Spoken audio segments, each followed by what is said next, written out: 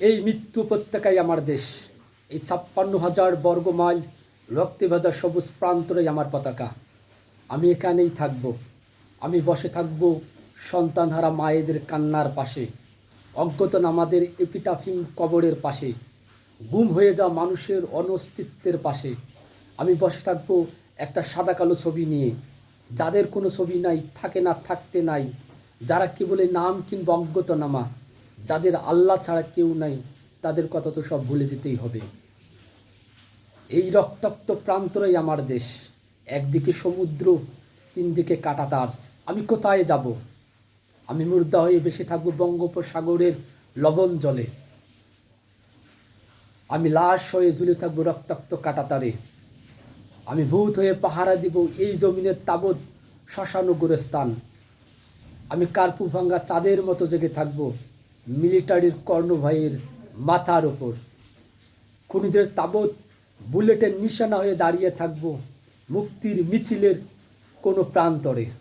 ঠিক কবিতার প্রত্যেকটি লাইন যেন আজকের দিন মনে পড়ে যায়।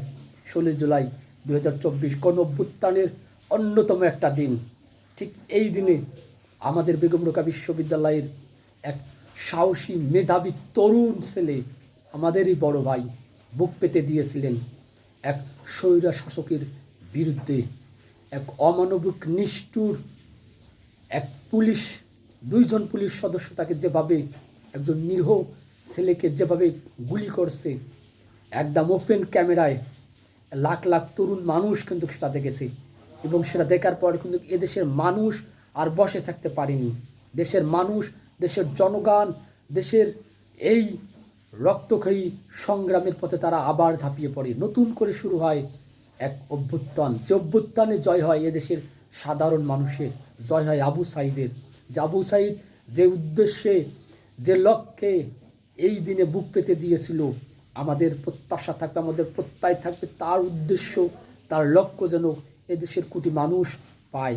সেই উদ্দেশ্য, সে লক্ষ্য, সে যাত্রা যাতে এদেশের সরকার তার পূরণ করে এবং শহীদ আবু সাঈদ তাকে আল্লাহ যেন জান্নাতের সর্বোচ্চ মাকামটা দান করে।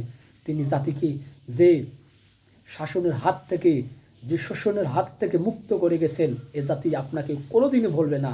আপনি আমাদের অন্তরের অন্তরস্থলে থাকবেন। হে বীর, হে শহীদ আবু সাঈদ, ২০২৪ গণ অভ্যুত্থানের নায়ক, অন্যতম নায়ক তুমি।